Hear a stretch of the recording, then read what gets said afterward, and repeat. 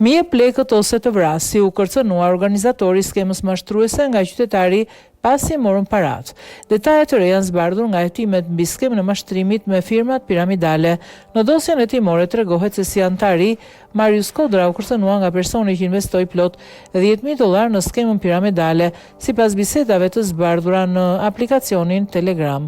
Marius Kodra komunikon me një person i quajtur Leo Smith nga Britania dhe i tregon për kërcënimet. 28 vjeçari është bindur nga personi që investoi në skemën piramidale dhe më pas i kishte dhënë siguri që do të kishte fitime. Në biseda, Marius Kodra i shkruan Leo Smith se po e kërcënojnë, duke i thënë se ose ti jep lekët ose do të vras. Në shumicën e bisedave, Leo Smith mundohet ta qetësojë Marius Kodrën dhe e pyet për detaje. Marius Kodra, mirëdita profesor, keni ndonjë lajm të ri për vonesat e tërheqjeve sepse po krijohet një kaos në përgrupe. Profesor, më duhet ndihma jote. Një antar i ri u shtua ekipit tim më së fundi me $10.000. Ka bërë tërheqje dhe më kërcënon me jetën time nëse nuk i kalojnë lekët sepse unë i kam dhënë siguri në EK Group. Leo Smith, mos u shqetëso. E kemi deklaruar këtë çështje në grupin EG23 sot. Apo i kushton vëmendje Marius Kodra? Po i kushtoj vëmendje gjatë gjithë kohës, por ka njerëz si ky që e kthe në personale me mua dhe mi kërkon lekët mua, Leo Smith.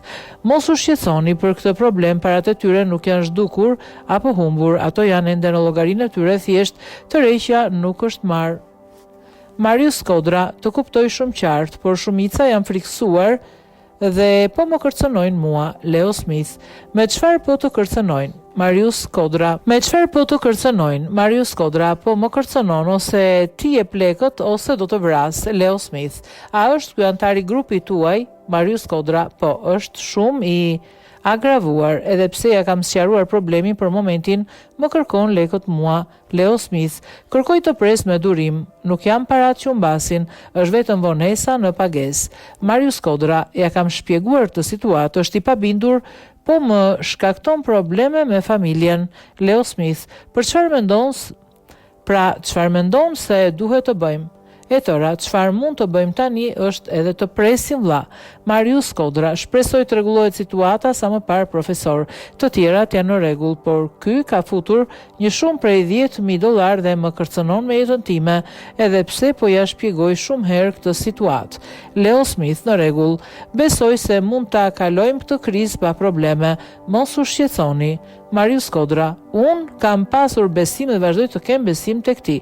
Jam i bindur që rruga jon do të vazhdoj drejt një suksesi shumë të madh.